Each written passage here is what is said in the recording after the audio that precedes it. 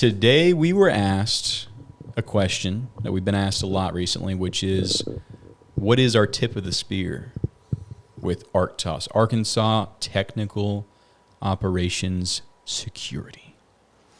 So what they're really asking is, what's that thing you do that penetrates in a market, penetrates in a sector, right? And that's what a spear does. You got the tip of the spear.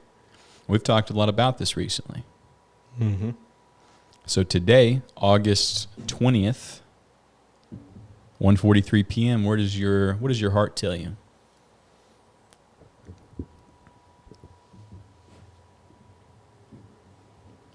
I feel like the tip of the spear for ARKTOS, if we're talking about the ability to penetrate markets and be forward-facing towards mission success, which is protecting 161.4 million people, where does the tip of the spear need to be pointed, right? So with protection in mind, it always goes back to energy, food, and shelter, really. And energy is kind of ambiguous, like information is energy, information sharing is energy, you know what I mean? Then we have electricity, so on and so forth. But energy is a good over-encompassing or encapsulating term to describe it as. So with that being said, let's just keep it to those areas: energy, food, and shelter. Right? Okay. I get what you're saying. And also, like, we are, just as like a team and a company, we're kind of involved in a lot of different, we got our hands in a lot of different pies. Like literally just earlier today, we're helping a company with fraud and all sorts of interesting things. And you're involved in several court cases, being a legal expert witness. So the spear is kind of very contextual, right? Like it's like, what foe are we facing at this present moment? Because we may pull out a different tool for that. Or more so, what foe would our client want us to face for them? You know what I mean? Yeah. Because really it's, but what's the problem? 100%, and it's something that I think we're getting better at describing what we do. Like if I were to describe what ARK-TOS is today, just to the layperson listening to this, it's like we are a risk management firm that can supply, that can also provide MSP type services, protecting your organization, as well as even media production, which is a part, like you said, information is also energy. So the way you present that information is highly critical to the success and security of your business. But what makes us different than like a typical like MSP or MSSP, those companies that you can pay to secure your organization, is that we utilize frontline knowledge. Yep. It's like, hey, what is China doing right now? Where are these attacks rolling across? Even different countries. Like we could go into a lot of rabbit holes today about the different sectors we're kind of heavily involved in. Kind of backwards the way most people will recommend you build a business, but the narrow path leads where the narrow path leads. Yep. I will go where he tells me to go. And it seems like the going trend is the deep end. That's just the trend. Oh, yeah. Go forth into the deep end and have faith you'll start swimming, pretty much. Oh, yeah. So tips of the spear. Let's contextualize that to Arkansas for a minute, because there are some, what I'd say our tip of the spear is with Arkansas as like a state. We're talking about state legislation, the body of the state government, and the SMBs here, is how can we utilize the information we have to bring in like massive opportunity? Not necessarily for us to be the sole benefactors of it. In a way, we're not even the beneficiaries, we're the trustees. Like we've been given this knowledge of these opportunities. What can we do to ensure those opportunities make their way into these towns, into this state? How much of that should we go into today? some of these opportunities? Well, I mean, we can talk about the economic opportunities that we brought to Arkansas specifically with graphene, because that's all public knowledge for the time being. And by public knowledge, I mean universities know what we're trying to do, right? And now it's more than universities that know where we're trying to bring these projects and everything. So there's 5 graphene projects that are being presented to universities in Arkansas. And we have a general direction on which universities we would like to see adopt which program, just to suit the economic affairs of the industry where the research institute is present. Like, for instance, Little Rock. Out of these 5 graphene projects, namely, radiation shielding for unmanned drones, liquid filtration system, rubber and concrete materials, all built out of graphene, and 2 more projects. Let's talk about graphene for a second, because some listeners will know what that is and some will not. Graphene is described as it's kind of marketed as a wonder material. Mm-hmm. It's got a lot of different applications. And how do they make graphene? So right now, they make graphene through a manufacturing process called annealing. And basically, they take a sheet of copper, form a layer of copper oxide, so rust, pretty much, for copper. And then on top of that rust, they build a layer of graphene, which is 1 molecule thick, and it's about the same widths or dimensions as a legal sheet of paper. And what they do is, after they print 1 atomic layer of graphene, they use chemicals to basically melt away the copper oxide. So now you're left with a sheet of graphene that you can do whatever you want with it. Now with graphene, it goes from 1 to 6 layers. And at the 7th layer, it turns into something we call graphite, which you can find in your pencils and everything else. We can find it naturally occurring in specific mines, like in Sri Lanka and Canada, where it's like 99.9% pure. You can graphite?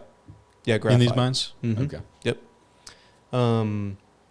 So that's graphene, 1 to 6 layers, great material.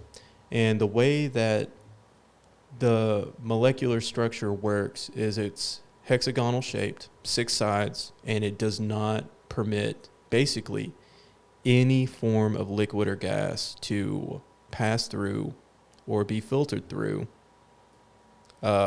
just based off of how it's structured, how tightly it's packed, how many layers it has, the permeability for the carbon, by the way, it's all carbon. It's 100% carbon based. It's inert, so it's not chemically volatile, won't react with any chemicals. It doesn't rust, and it doesn't rot. So we don't know the lifespan. And in fact, for radiation assessments, we have no idea what long-term exposure to radiation will do to graphene, because of its unique properties. So that's graphene, and then there's something else called nixene, or its other name, graphene superlaminate. And this is anywhere above 6 layers of graphene. So now we're talking 1,000 layers of graphene, right? How do they stack it without it becoming graphite? A different chemical process other than annealing. And right now it's technical readiness level 3, according to the Graphene Engineering Innovation Center. And the individual who patented it and is basically doing the manufacturing process for it, Adrian Nixon, it gets complicated. And then that's when I get out of my depth when it comes to chemical engineering, when it comes to graphene superlaminate. Oh, yeah. I mean, you've already taken me a lot further than I have any right to understand this stuff. So, graphene.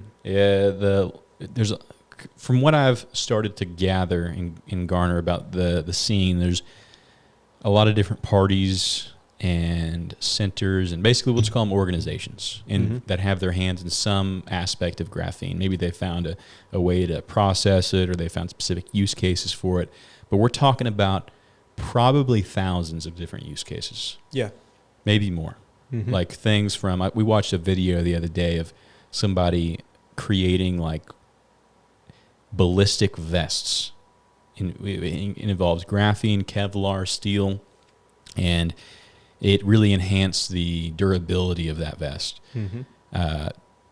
Cabling, like all sorts of things, like concrete. Yep. I was watching this video on a website the other day from an institute, and they were talking just about the, what was it? The not economic, but ecologic, like the, what do they call that? When things are good for the environment, the environmental aspect, I guess, of infusing graphene into concrete, because it makes it stronger, lasts longer, less of it. You need less of it. So now you can use less concrete in building projects. So it's really pretty crazy. And yeah, the stats on that for Northumberland Water Treatment Center in the United Kingdom is 15 cubic meters of this graphene concrete reduced CO2 emissions by 49%.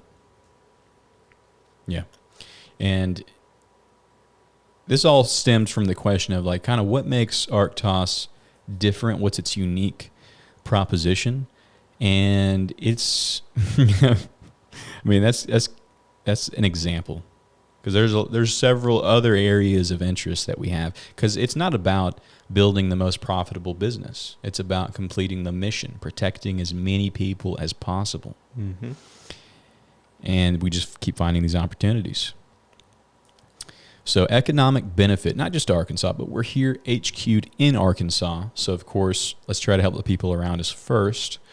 As we move forward with these different universities and organizations, if you're interested, if you think, oh, my organization could do something here, maybe you just want to learn more about it, you can reach out to us, ARK-TOS.com. Just reach out any way you can. Contact information down below. But that's could be a tip of the spear. And when it comes to universities and engaging universities, building relationships there, that is the tip of the spear for that aspect. Now, when it comes to SMBs, small to medium-sized businesses, again, kind of contextual, but if your business has been ransomware, been dealing with fraud, you've had employees stealing from you, you don't know how to set up an infrastructure. Like, these are all different ways you can engage ARK-TOS as well, and it can look like a lot of different avenues we might go down. But in general, that's one thing I want people to know is talk to us about it. What do you think? Well, I'm not going to ask you that question, because then we'll get into a big, long discussion about the state of MSPs and the market. But what's another thing you think we should clarify here on this episode? So let's talk about how cybersecurity brought us to graphene. Yeah, that'd be Right. a good bridge. So the Department of Energy, let's start there. The Department of Energy is very concerned over the state of its cyber physical infrastructure. Rightly so. Early in May, China was shutting down solar panels through power inverters. Big problem, because power inverters are located on not every. You can find power inverters located on your transmission lines, your electrical lines. So what happens when those turn off? A lot of things, really. I mean, you can look at it from so many different angles. From why would China do that? China, their MO is kind of to lie in wait, right? Maybe this power outage that they're able to inflict might last an hour, might last a day. It'll last a short period of time before it's physically resolved. But what happens in that hour? It's part of a bigger operation usually. And China, I think most people have kind of woken up to the fact, like I have, like China is heavily embedded in the societal infrastructure and fabric of this country. Yep. So it's a real concern. But anyways, you were saying the DOE, these solar farms are being shut off. So the need for facilities to build with security first, secure by design principles, is not only necessary, but there are, how do I phrase this? There are financial benefits for you to build your organization with these secure by design principles, right? And this goes anywhere from fast tracking the purchase or acquisition of your organization. Like, let's say you're in the business of building battery energy storage systems, BESS, right? And you want to use them to sell energy to the grid. So whenever you place your bid, let's say I want to place a bid for tomorrow. I want to sell all the energy for my BESS tomorrow. Well, my bid has to be in today by noon for whatever the bid is, whatever I can sell, whatever the market demands. So let's just say, hypothetically, we are in New York, right? And there's a huge snowstorm coming through. So now we have to prepare the energy grid for this influx of individuals who will be using electricity to warm everything that they need to warm because a huge snowstorm is coming through. The burden on the grid. So let's just say for some reason, China wanted to do something nefarious with New York. And why not use a natural event to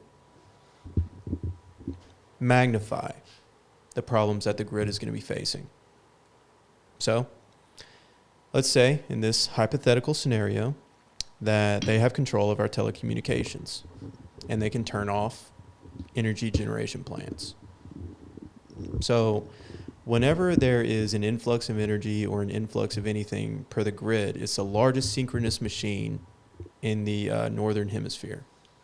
So west of the Rockies, east of the Rockies, and Texas. All of it is synchronous. If you put a multimeter in the outlet, you'll get 60 hertz across the country. Such a huge engineering feat that I'll never be able to explain it in words. It's so amazing that you can do that. But that requires all of it to be working in tandem. So let's say a heavy load is wanted for New York. So we start generating energy for that heavy load. And now substations, key substations that have already been identified by China, and there's white papers to support this, key substations shut down.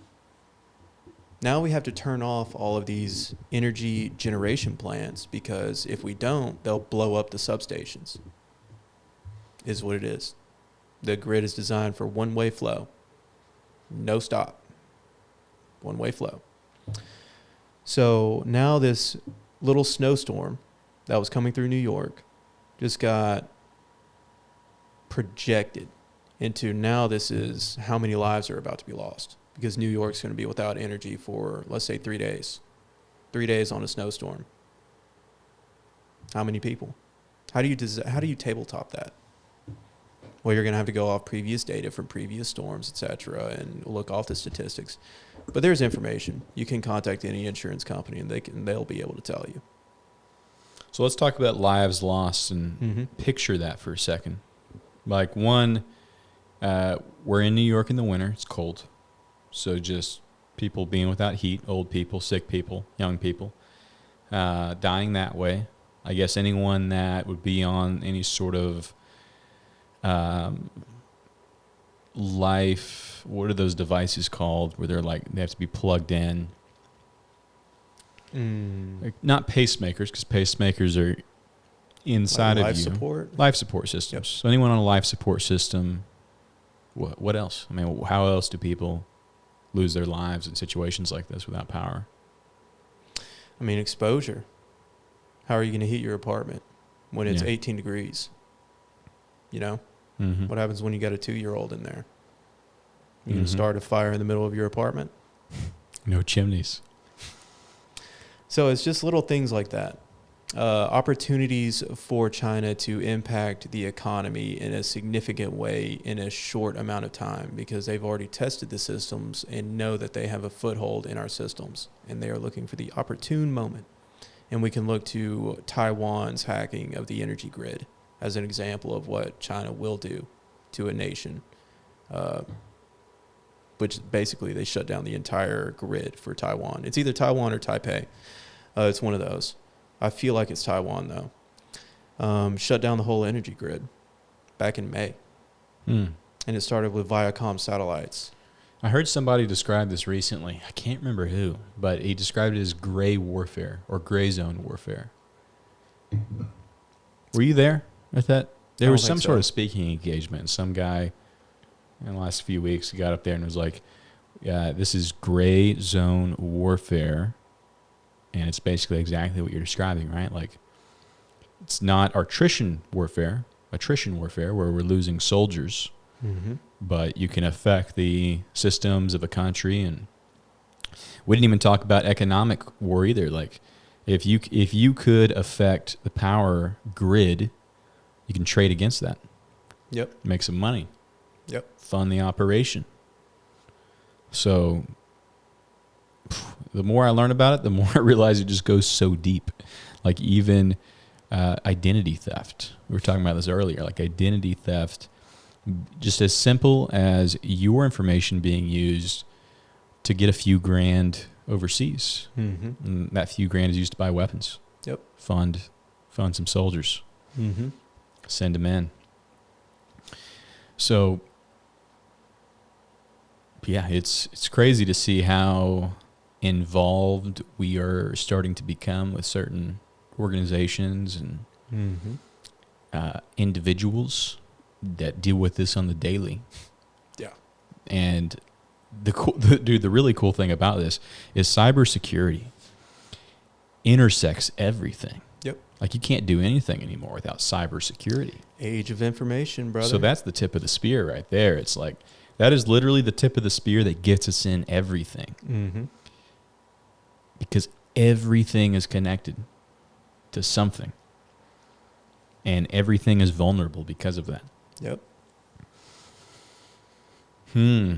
That being said, I'm super optimistic about all of it. Oh, yeah. Like, there's ways to fix all this. Oh, yeah. It's just, like you said earlier, it's a problem to be solved. Yep. So, Genuine. a lot of people will start to, this reminds me, we did a speaking engagement a few months ago. And that by the end of it, I went through all the bad stuff and we kind of got cut off on time. So I didn't get to talk about all the good stuff. And everyone was coming up to me afterwards and like, Tal, I am so scared. Like, I'm sorry. Yeah, I don't believe in fear mongering. Like, you need to be aware of the problem to fix the problem. Yep. Like, the answer is not bury your head in the sand. Yep. The answer could be sometimes disconnect, like literally disconnect your businesses and stuff from the networks sometimes, but that's not also the only answer. Like the internet is so cool and there is a future where all this stuff exists and it is secure. Yep. And that's what we're working towards. And there's a lot of people working towards it that we're getting to meet and work with. So the speed at which we get there, I think also heavily relies on the speed in which the general population becomes educated. Like if people, because a lot of this is controlled by money, and money follows attention. And if attention is just on TikTok and YouTube and Instagram, watching, these brain rot videos, that slows down the speed at which this mission can go. That being said, there's still a ton of money behind it. It's still going to happen. But just imagine how fast it would happen if everybody knew about it. We can talk about how fast it would happen, right? So let's take a real-life example of cybersecurity and how it ties to the economic impact as well as shows a provable ROI, right? Let's do it. So let's say hypothetically we warned an individual in the state pertaining to an inevitable attack on our infrastructure, something critical for our infrastructure in Arkansas. Yep. Right? This attack went through, showed gleaming defects in how this specific organization owned and operated and basically managed its systems. Right? We flat out warned them in advance. Hypothetically, we did. Allegedly, hypothetically, yes. We warned them in advance. We let them know. About 2 weeks or a month out, we let them know. And 3 months after the warning, venture capitalist firms are funding the solutions for what we warned them on. Simple as that. 3 of them by my last count. Oh, yeah. And that's another thing that I think we will be paying more attention to in the future is how hypothetically, we can utilize this information we're coming across faster. Yep. Getting it into the hands of the right people. Mm-hmm. Because in that scenario you laid out, that hypothetical individual did not take action. And clearly there are people that did later. So, but yeah, I see what you're saying. And I think most people can pick up, read between the lines on what we're saying. And that's just one example. Everything is so interconnected, and it's taken me. I mean, I'm in this with you, and I'm seeing a lot of this stuff firsthand. And it does take a while to acclimate yourself, if you're not used to this, to how interconnected everything is. Because you can put yourself in this mental box of like, oh, you know, this hack that happened to this company over here has nothing to do with this war over here. But once you start following the money, it's like, whoa. Yep. Kind of does. It's almost like a nation state rolled out a campaign that they warned us against. And the campaign went through, and they collected their money. And now this is a new war that's funded. It's kind of crazy how that works. The average E1, the enlisted salary for a private, for the Marine Corps, is about $30,000 a year. The average ransomware hack is $49,000.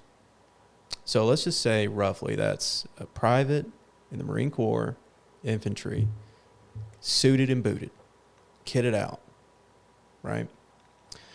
Take that same infantryman that's kitted out and take it to a third world country. How many infantrymen and how many kits do you think you could get? Because that's one soldier, one infantryman for 1 year in our military. How many do you think we could get, bro? At least 2. At least, right? With all the bells and whistles, right? At least. At least. But that's genuinely, hacking makes more than drugs. And that's statistics. So, I mean, they ain't coming at you with the old Harlem cocaine no more. It's, hey, what's your email? Click this link. You have an Amazon package. You have a bill due. Come on, man. Just one click. Yeah. So all these spam texts people get, and oftentimes they follow a pattern, right? Where if you look at your friend's phone, your coworker's phone, your boss's phone, they're getting similar messages. Mm-hmm. They're part of these large-scale campaigns. They only need a small percentage of people to fall for it. It's like maybe you and your buddies or you and your coworkers know, yeah, this is not real, but it needs one person. And some of them can get pretty convincing. Yep. There's one that like had me reading it, and it was an email about a local town near here, and it's like, hey, I'm running, and it sounded legit for a minute. Mm-hmm. It took me a minute to realize what was going on, but it's like, hey, I've started this janitorial company. Do you know anyone in the area? And using specific names and businesses. And what we're seeing is like with the rise of large language models mm-hmm. that can write so well, that's allowing these campaigns to become more sophisticated.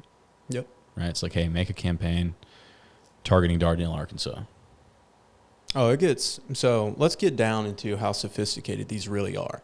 And we can just go through what's already been proven with court cases, with dossiers, with everything else that's already been presented to us as factual evidence, and people have lost money over being sued and regulatory commissions coming in. Let's start with Facebook and advertising data, right?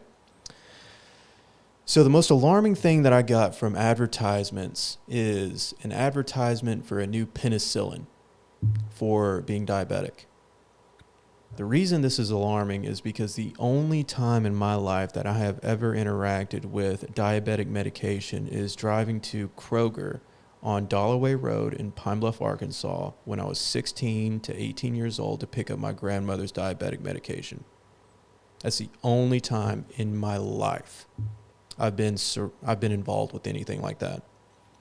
I got an email for that 2 years ago, and that just floored me. Right? Led me all the way to Axiom, the data collection firm here in Arkansas, which, by the way, we're all opted in until you manually opt out. And good luck trying to opt out. Took me an hour and a half. and a lot of phone calls. So let's just say hypothetically, I'm an organization that wants to purchase all the advertising data that is allocated to me from Facebook. And you can go back and look at all the stuff that they were collecting and selling, because they did go through a court case and they did lose, just not in America. So now I know who you talk to, who you interact with, the types of people you interact with, and what your general circles are and what you all enjoy doing. So now I have a schema of how to get into any city, really. I have a hit list just based off of advertising data. So this well-crafted email that took you a minute to read, what do you think the odds are that that wasn't tailored for you specifically because of your impact and because of what you do in the cities that you're in? I don't know. You want to talk a little bit, you don't have to, but that AI model you were running locally, air-gapped, what you did with it? Because that, I think, will bridge the gap to show people how crazy some of this stuff can get. Are you talking about that 32-bit system that I got to hack, like basically hack for me? Which one are you talking about? No, I'm talking about the thing with your brother. DeepSeek. Dude, I did so much with DeepSeek. Your brother's information, the information you were able to obtain on your brother, right? Oh, yeah. So basically, me and my brother were on the same network, right? And I trained DeepSeek when it first came out, because any organization or any model that took NVIDIA down 600 billion, 100%, I am going to get involved, right? Yep. And DeepSeek is a Chinese-created large language model. Yep. And it reports back to China, like per the source code, so don't use it. But Wireshark, the whole nine, found out it was communicating, so I took it offline. I was like, man, this is a pretty cool tool, but I don't want any of this stuff being ported back to China, so I'm just going to take it offline, right? Now, what can I do with my brother? Because me and my brother, we use each other as hacking targets all the time, right?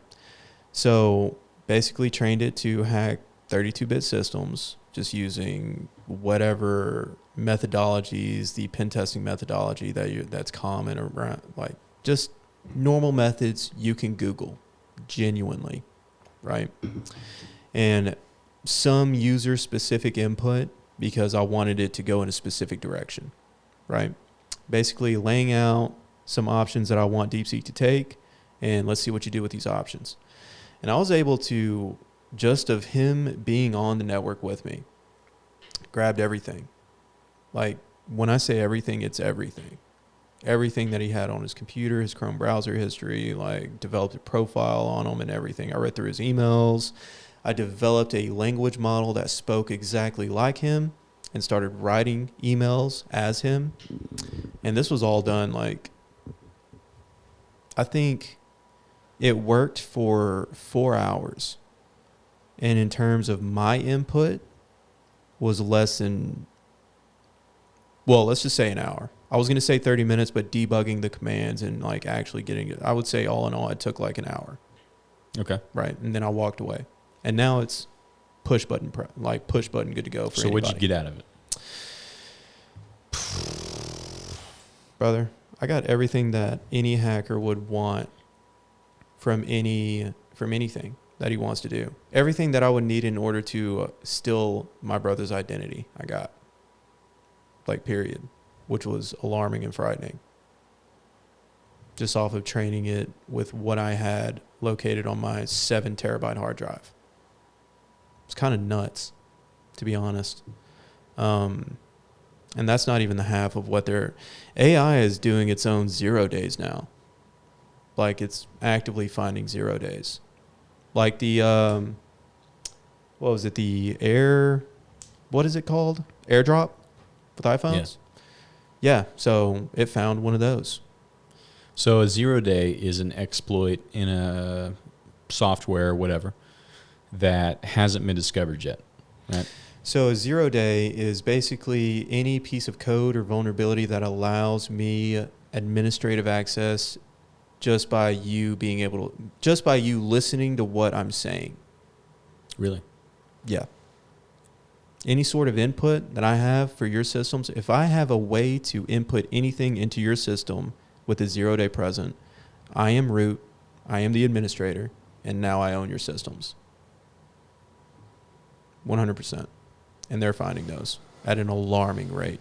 So going back to these campaigns that we're seeing, that literally just look like spam messages, right? Yep. Like literally earlier today, we were at a business and the business owner showed me her phone and she's like, is this spam? And I opened it up. And I was like, yep. You know, it was an iCloud campaign. Yep. Verify your iCloud account. Looks kind of real. But anyways, I wanted you to go into that DeepSeek explanation because you can get pretty tailored. And especially like these campaigns, I'm imagining, maybe I'm wrong, but I'm imagining they're not very tailored. Or rather, there's not necessarily a human tailoring it, but imagine you're a business owner for a second. It becomes a lot easier to tailor it. Yeah. Like there's and this is public knowledge, he spoke about it publicly. I'll still leave out the name of the business, but he spoke about it at a public event. A company, I'm going to make up a different vertical he's in. He sold carports. Okay, he didn't do carports, but that's what I'm going to say. He sold carports, something kind of like that. Company was ransomware. Mm-hmm. You don't think a company like that is necessarily a target unless you've started listening, and then it's like, oh, well, yeah, that makes sense. You know, they make money, they use computers, and they accept credit card transactions, and they keep track of things on a computer, and ended up paying like, I think, around $175,000. So if a company like that operating in a small to medium-sized town in Arkansas, not even in like the capital or a bigger city, can be worth $200,000 basically for somebody to target, you got to know there's businesses out there just built around this. And they might be in India, they might be in China, they might just be anonymous clusters of users across the world. Let's talk about the most obvious business that every single one of us has interacted with. The Indian spam call center. Oh, yeah. The spam call centers. Why is that $1 billion industry? Surely our population here is not that gullible and not that naive to people trying to call and scam them. Right? Let's just assume. Right? So if a bank were to call you and try to verify who you are, what information would they use to verify it? Maybe your home address? Maybe your full name? What about the first 5 of your social? Yeah. Right? A few digits of the social. Really, that's often it. That's crazy because almost yearly now since COVID, I keep reading these breach notifications of these healthcare industries that have all these medical records that are just hacked. Well, it don't matter, man. I mean, why do I care? Right? I got something in the mail saying I need to sign up for some stuff. What is this stuff anyway? Well, first of all, those are $1 million services. You should definitely sign up for it because they're obligated by the insurance company to offer them to you in the event of a breach. And you might get a check. You will. You'll be a part of the class action, and you will get like $18 or something, right? Last one I got 80. So. Whew, okay. Yeah. Big money. Okay. Rolling now. So imagine I call you and I tell you I'm a sheriff's department and I have a warrant out for your arrest. Is this Taos Wise Good in Russellville, Arkansas, social security number XYZ? You're going to say, yep, that is me 100%. That's the same way a bank verifies who I am. What do I owe you? Man, $400? Or I'm going to jail today? Yeah. And they start saying your local county sheriff's office because they've done their homework. They know. These campaigns they roll out. Some of them are statewide. Some of them are city by city, county by county.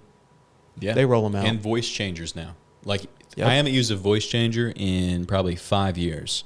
But I used one about 5 years ago, and it was so good.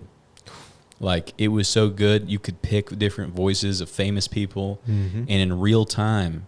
Well, back then there was like a 1 second delay, but you could hop in a video game lobby and be Donald Trump. Slap Yep. on a little bit of the accent, and it's golden. It's like it's all the way there. Mm-hmm. And now I don't even like. Now it's got to be way better. Like it's got to be, and I know it is. It's way better. So these Indians, by the way, I'd love to visit India. No problem with Indian people. We're definitely going to be going. They just built a new graphene. But these Indian engineering center. scammers, Mhm. right? The stereotypical, we all know, we've all been called by them. They may not even sound Indian anymore. So that's one tell you don't have to rely on. So how do you avoid this? Well, here's something I'm doing. I have blocked, literally, if you're not in my contact, I don't get calls anymore because I block, and I may miss some real people trying to call me, but oh well. Like they'll reach out. Yeah, I have literally blocked all unknown numbers from calling me, Mm-hmm. and it's bliss. It's been a week now. No spam calls, no nothing. And I don't care. Like someone told me, I told this to somebody yesterday, and they're like, well, you could miss out on an important call. Too bad. If it's not, important, it's they'll not find that a way. important. Yeah, they'll find a way. They'll Yep. call someone related to me. They'll text me, they'll email me. So I heard something at a DHS committee hearing, Department of Homeland Security committee hearing, that I just can't get out of my brain. All right. I'm not going to name the representative, but I pray that I meet him one day. He said maybe Americans just don't feel the pain of cybersecurity. Estonia has. They've gone through the Ukraine power grid hack, the telecommunications hack. I mean, I know Ukraine and Estonia aren't the same, but they're relatively close in the sphere Yep. of operations, right? So Estonia cares. They're real deep in cybersecurity over there as a nation. Maybe Yep. Americans just don't feel the pain. Well, maybe Americans don't understand why these call centers are reading off social security numbers to them. Exactly, dude. It is a disconnect because it wasn't until like in the past 12 months I associated hacking with spam calls. Because like in our dictionary as Americans, those aren't the same things. Mm-hmm. These calls you're getting aren't from hackers. We think of hackers as the hoodie wearing, like Yep. stickers Hacker all over their man. laptop. Not spam calls, not the Indian spam centers. Social engineering. But it is. It's part of the same Yep. network. And those Indian spam call centers, like they could be selling, I bet they are in a lot of cases, selling that information to other nations, or they're just getting hacked themselves.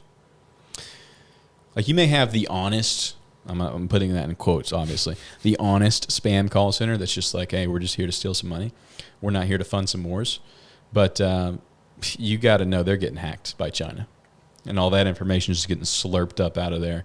And then it's getting funded into something if they're not directly selling it to China or some other party in the process. But we got some good people out there. I'm sure you've seen those videos of different, they're on YouTube, people hacking into the spam centers. Mm-hmm. Gotta love it. Justice being served, vigilante justice happening. Those are always entertaining. But still, yeah. So spam calls, hacking. So I would say that representative or that senator is actually right because Americans aren't associating. It's down to marketing. Yep. We don't understand that those are the same thing and that these spam calls you're getting could actively be linked to child slavery. Yep. Basically. Mm-hmm. So another thing they mentioned was a giant reason why there's a disconnect with the media's reporting of hacking is victim blaming, right? So when we read a hospital is hacked, we immediately say it's the hospital's fault. They didn't do enough. Well, Yeah. what if they were doing enough?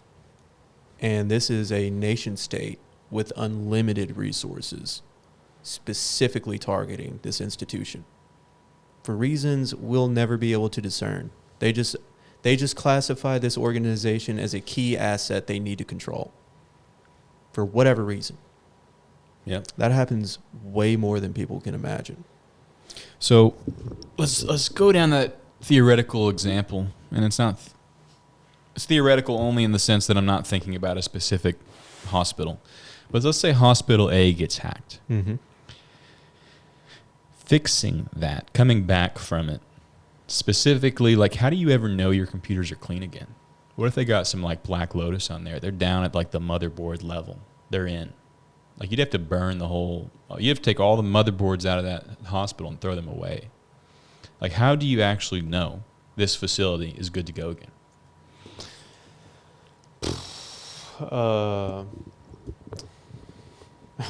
You will be reborn through the ashes of whatever your organization is left standing. Because with hospitals, it's HIPAA and all these other fines you have to worry about because the government's holding you liable for the security of the patient information as well, right? So when you're hacked, people are going to pay a lot of money just in fines, and then a lot of money to rebuild, right? So starting from scratch, starting from new, I do see, where they can be embedded, so on and so forth. But with where we are right now with cybersecurity, there are ways to where you can see the telltale signs of whether or not this is a malicious actor or whether or not this is an individual on-prem that is acting, whether or not there are sub-processes running in the background that are collecting and exfiltrating data. There are ways to keep an eye on your environment to make sure that nefarious activity is not being had. Right? Gotcha. So you're saying that if the telltale signs were like, hey, this is a sophisticated actor, like a nation, then the hospital might have to literally just rip out all the systems. Versus if it was just like an employee on-prem, the approach to respond to that would be different. Less intense necessarily. So let's talk for a second about regulations. Let's go with the example of this hospital had an employee or 10 employees, it doesn't matter, just like a group of people that worked for them that was compromising the system somehow. Okay. They figure it out, they fire them, yank them out of the system. What happens next? Because the HIPAA's there now. I could take down the whole organization. In fact, we've been seeing this. I don't know how much we can say about the big one around Arkansas, but is that, maybe we won't say anything about it, but we're seeing this real time. Yeah. What do? Do you self-report? Do you pony up 20% of your organization's net worth just to pay a fine? And then $380 an hour for disaster response and recovery? How much is your insurance going to pay for that? That's the next question. Well, how compliant are you? How much money do you spend in cybersecurity? Who is liable for your data? I mean, these are all ring around the posy questions, right? Which essentially means how much money have you invested? How much money are you paying monthly to protect your investment?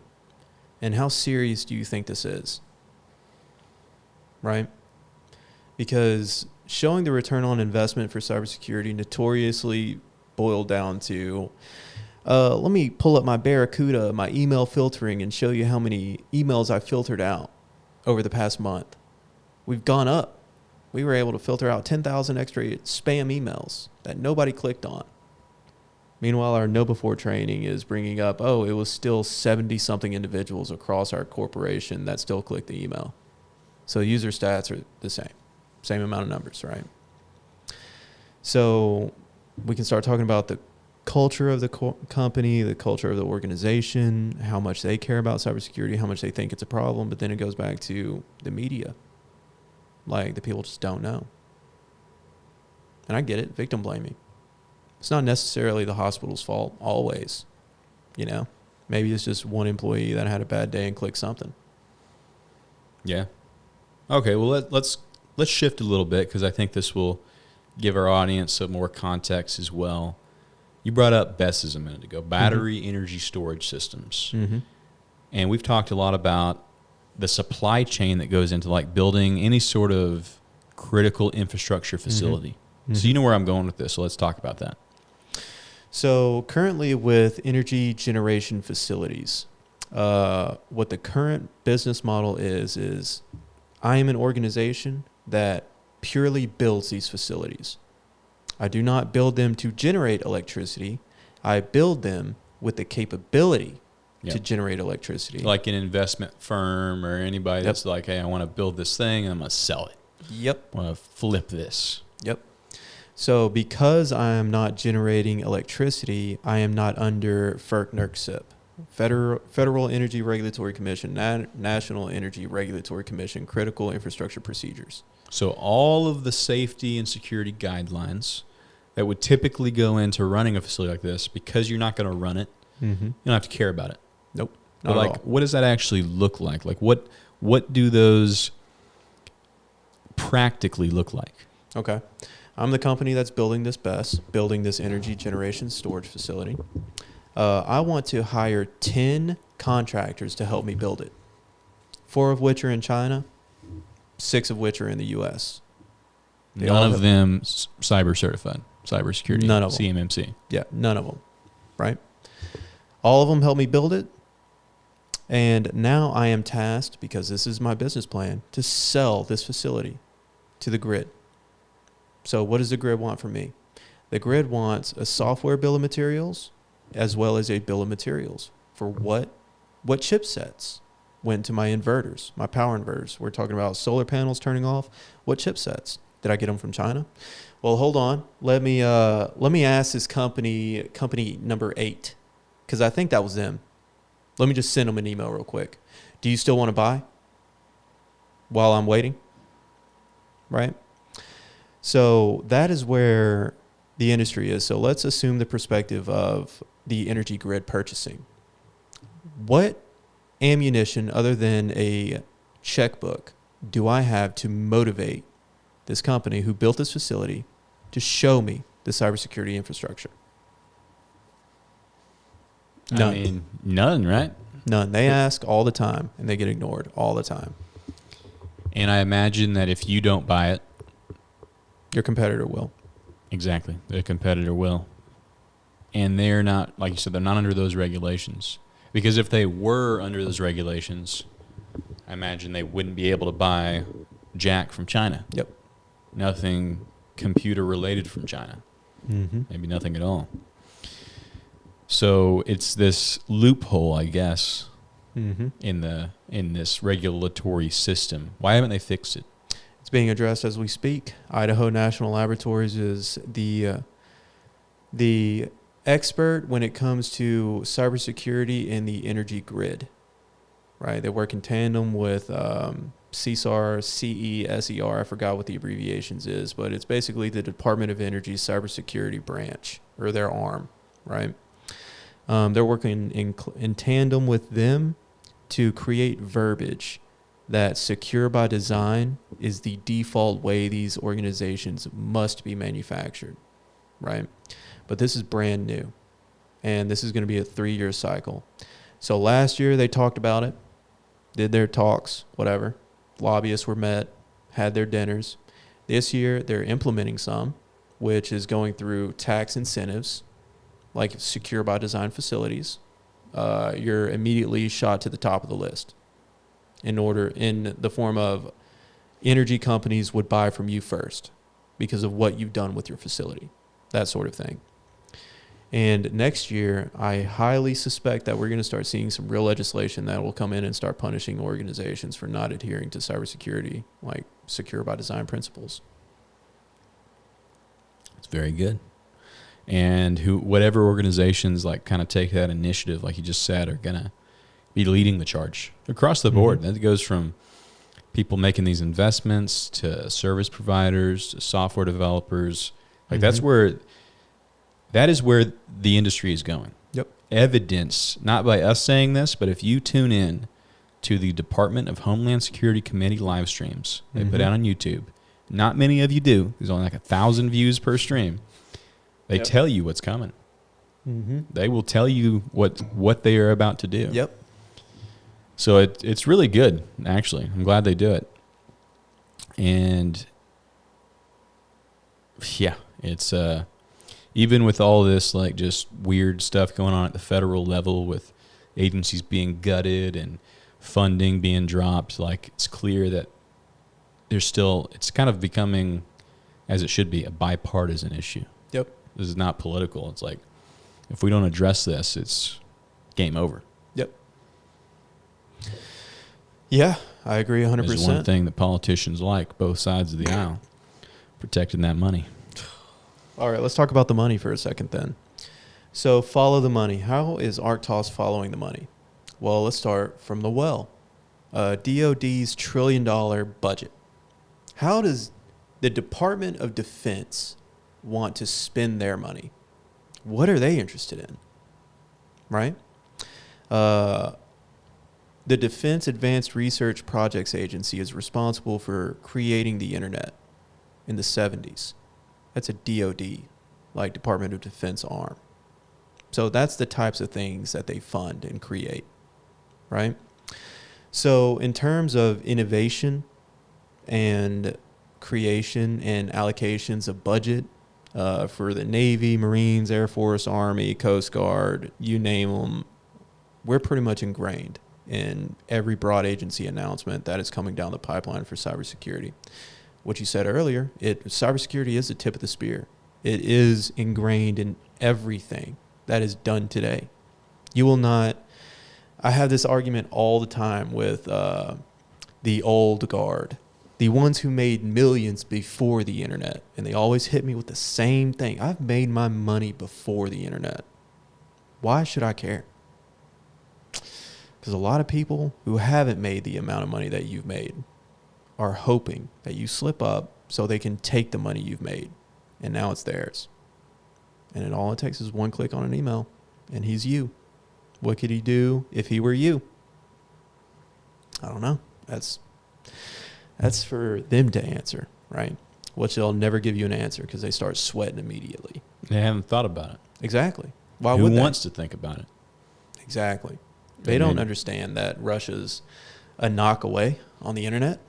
They don't understand that it's one IP address away. They just don't get it. They just don't get it. It takes me less than 4 minutes to scan the entire internet. So if you go out and buy a business IP, you're part of that list. Can't wait for you to start broadcasting something I'm interested in listening to. Hope you got some cybersecurity protocols around it. It's going to be crazy if you don't.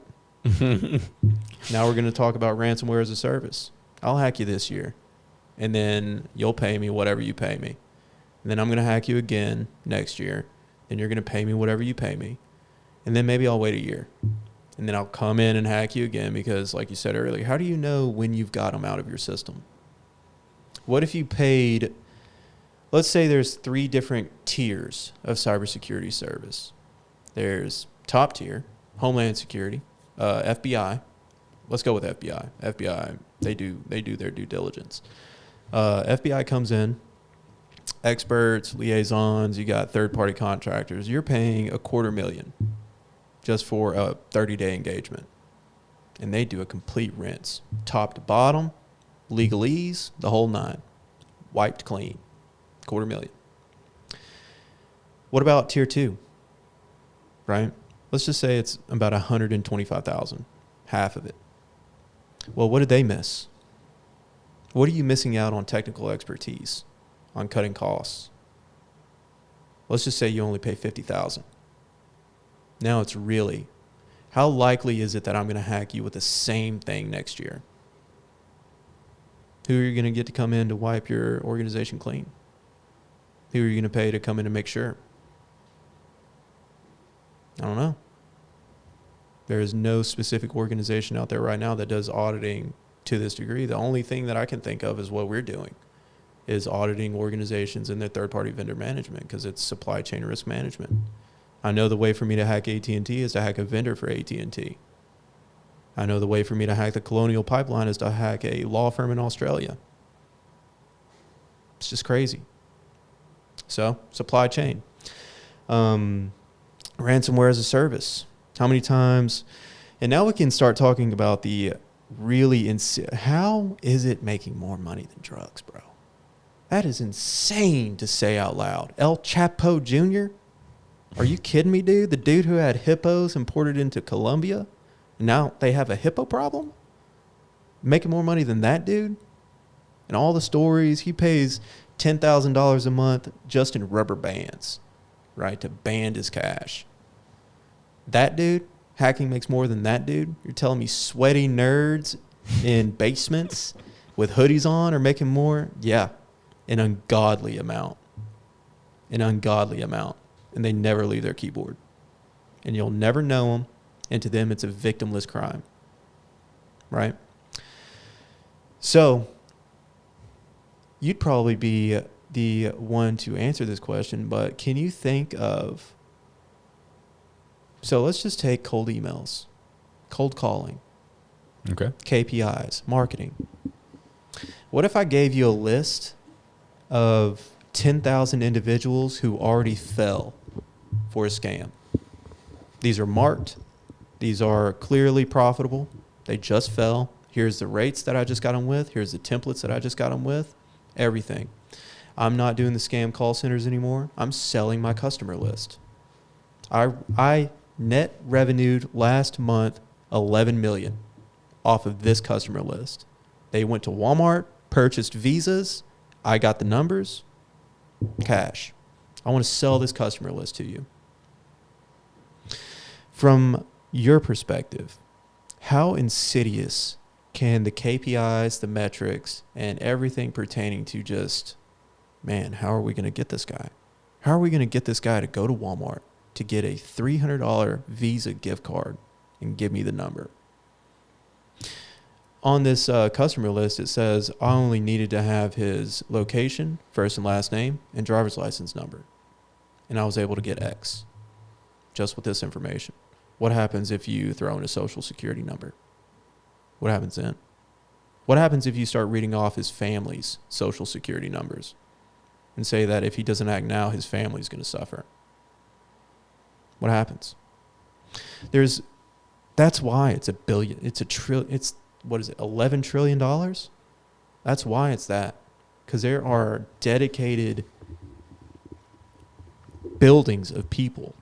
2024 cybercrime made 9.5 trillion.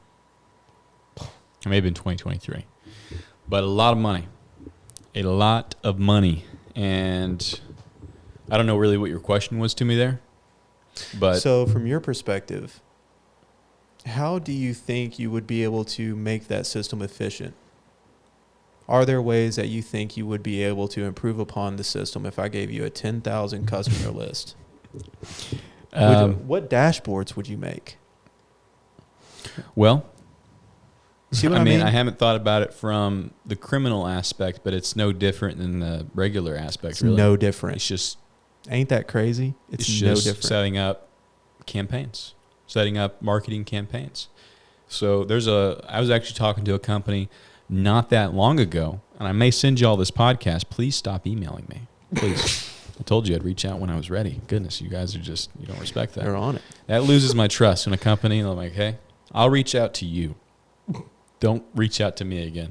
Mm-hmm. And then anyways, broke the trust. It's an interesting company though. They buy, so they give you a CRM, completely legal and like ClearNet above board, all that kind of stuff. But you can type in like cybersecurity. Type in podcast, type in whatever you want, and it will show you, and you can filter it down to zip codes and cities and job titles, whatever you want. It'll show you the people and their phone numbers and everything that's interested. So I said, how do y'all get this data? They have an AI like kind of like taking the data and formatting it and looking at connections, stuff like that. But where do you get this data from? Mm-hmm. They go with one of those data brokers like Axiom. This one's called Bombata or Bombastic or something like that. I'd have to look them up, but they partner with them to buy that information, and then they have their AI parse through it and give you the results you're looking for. So I did a lot of cold emails around 2021, 2022. I've sent out thousands and thousands of these suckers when I was working in e-commerce. And I kind of got to the point where I was doing fairly good with it. Like, you only need a couple % positive replies to do well if you're sending out volume. Right, you send out 1,000 emails a month, 2% respond back positively. That's what, 200. No, sorry, 20. Yeah, but still 20 B2B opportunities. What's your service ticket price? If we're looking at this from the criminal angle, if you can scam those people out of $2,000 each, boom, you're in. You're doing good. Scale that up depending on the size of your operation. So how do you make these emails work? How do you make these cold outreach attempts work? You personalize it.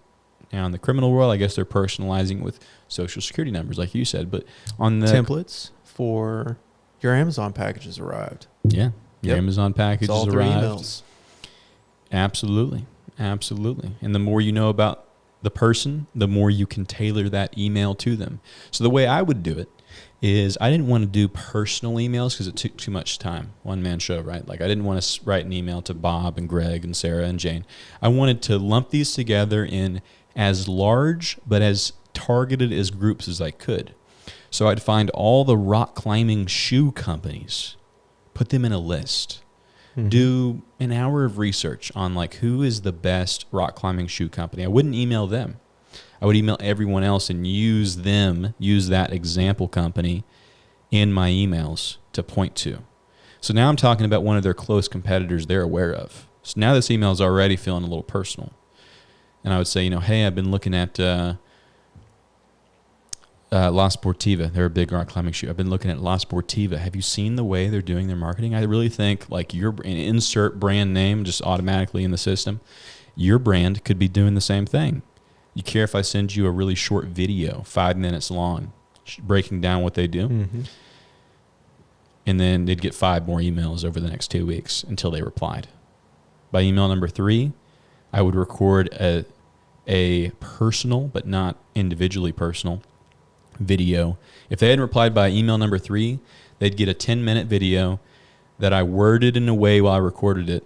It's like, hey there, you haven't responded to my last few emails. That's okay. Man, I've got this still locked in years later. It's been a long time since that. You haven't responded to my past few emails. That's okay. I just want to show you something real quick. Here's what La Sportiva is doing. So I specifically wouldn't mention the name of a company because this video is going out to 10, 20, 30, 40 companies. And then someone would open that and then they would respond. So you personalize it as much as you can. And this was before ChatGPT is on the scene, before large language models are here. So it's only gotten like more, like I've had some cold email that I can tell still isn't great. Some AI stuff like pulling from podcast conversations. Like, hey, I really liked how you talked to Chris about supply chain risk management, blah, blah, blah. Yeah. But anyways, I won't unveil all the secrets, but I can only imagine, like if I had a big list of 10,000 people, and these are 10,000 people that I already know are going to have already been customers, quote unquote. And what they fell to. Oh, yeah. That's really valuable. Yeah, the rock shoe company, like the rock climbing company, the shoe company that you just said, that's one prompt. Give me a list of what these customers fell to, break it down into categories, and tell me what they're most susceptible to. Yeah. And then I'm going to write a script that would do the same time frames you did. Like 5 emails, follow up until they respond. Yeah. Right? And then that's less than a work day's worth of work. Oh, yeah. And I mean, so how do you make the most amount of money? If I'm like that guy that's selling the list, I would use the list, make the money, right? Make all the money in the world that I wanted to. And then I would sell the list. Even if like I'd tap it out and then go to other people and be like, hey, this has been a really great list. Yep. Maybe I'm only selling it for like $10,000 a list, probably more, but say I'm selling it for $10,000 per list. If I can sell that to 100, 200 different people, I've just made more money. I've taken that dead list, in my opinion, I've already tapped it out. There's another 200 grand, $1 million, whatever. So, yeah. That's probably exactly how they're operating. It is. So now let's throw another stat in the system, right? Because we just basically did this. Let's go off the $2,000 example you said. So that's $40,000. For 20 clicks, $40,000, right? I have 2% engagement.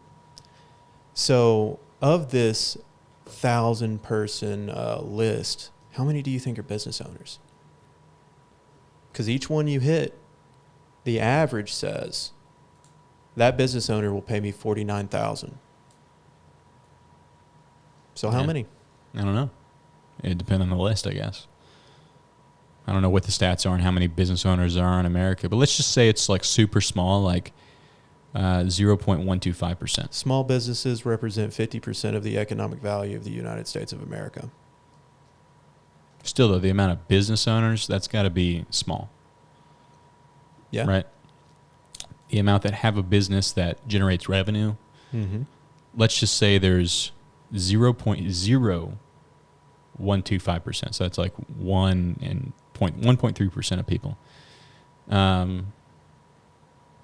Maybe it's different depending on your list, right?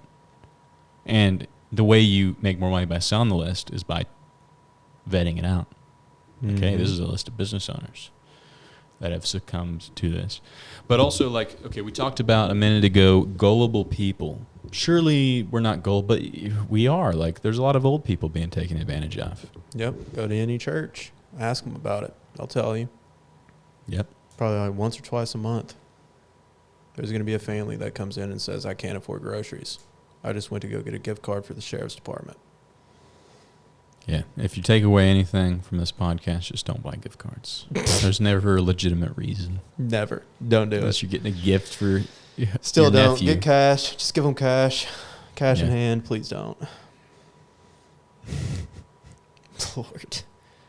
But that's how insidious this game is, you know? And then take that 1,000-person list and magnify it by there's 270 million social security numbers that were released, like December 2024.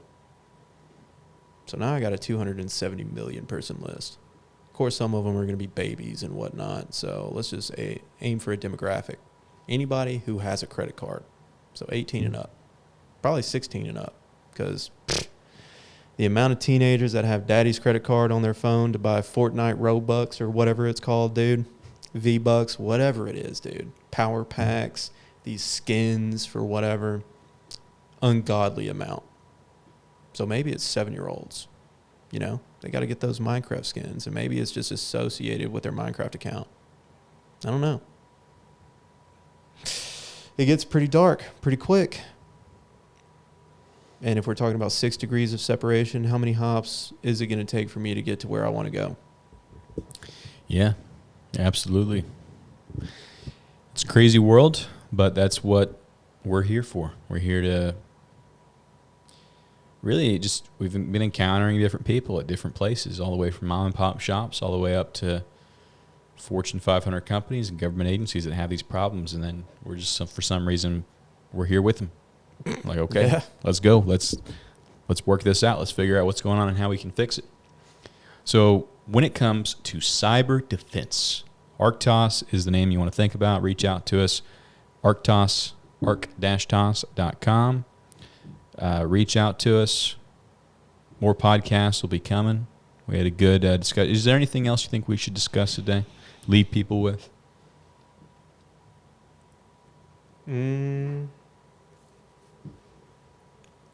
The thing that comes to mind is actually the question I wanted to ask your buddy across the pond.